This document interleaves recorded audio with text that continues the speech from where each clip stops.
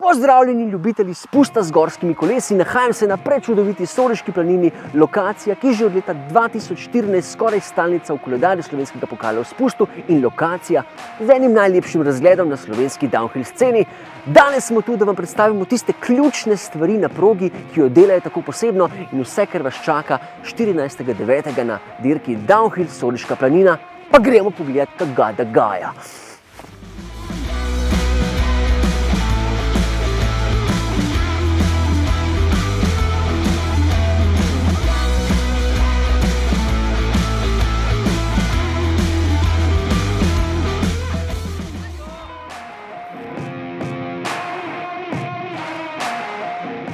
Prvi tak znamenit del vas čaka že takoj po štartu, ko se iz štartne hišice zapodite kot losani psi v prvi dve taki strminci posejanimi skalami in tale pot vas potem popelje v Rock Garden, ki pa se deli nekako na dve liniji. Tisti malce manj izkušeni grejo po spodnji strani, tisti z velikimi modi pa se odpravijo čez tole veliko skalo, da si potem odprejo linijo za naprej.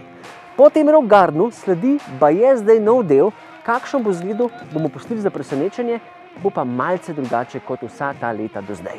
Pustite se presenetiti.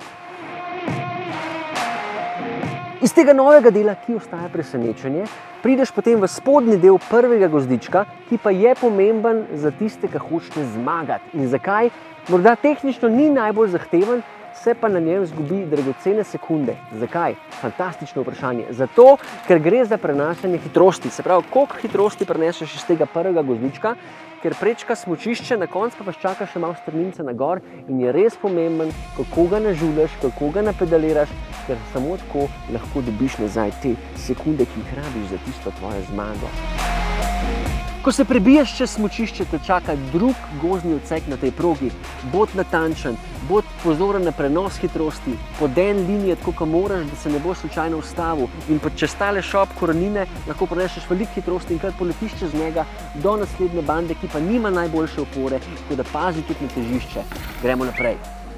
Takoj po tem prej omenjenem delu te čaka le takle skok, ki se mu reče hip jump na lepi lokaciji z lepim razgledom, tako da valjda ga boš zastajal, ker tukaj le padajo najjače slike.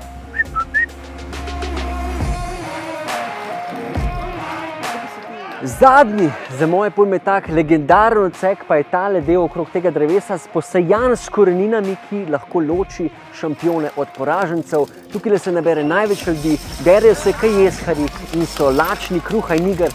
Zdaj, kako boš tele v letu? Jaz ti priporočam, da s polnim gasom, ker tukaj se bo o tebi govorilo in pisalo še nadaljnjih 100 let.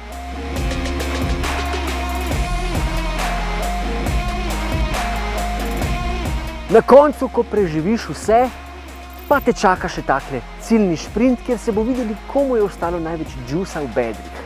Proga na Sorici ni najtežja in ni najlažja.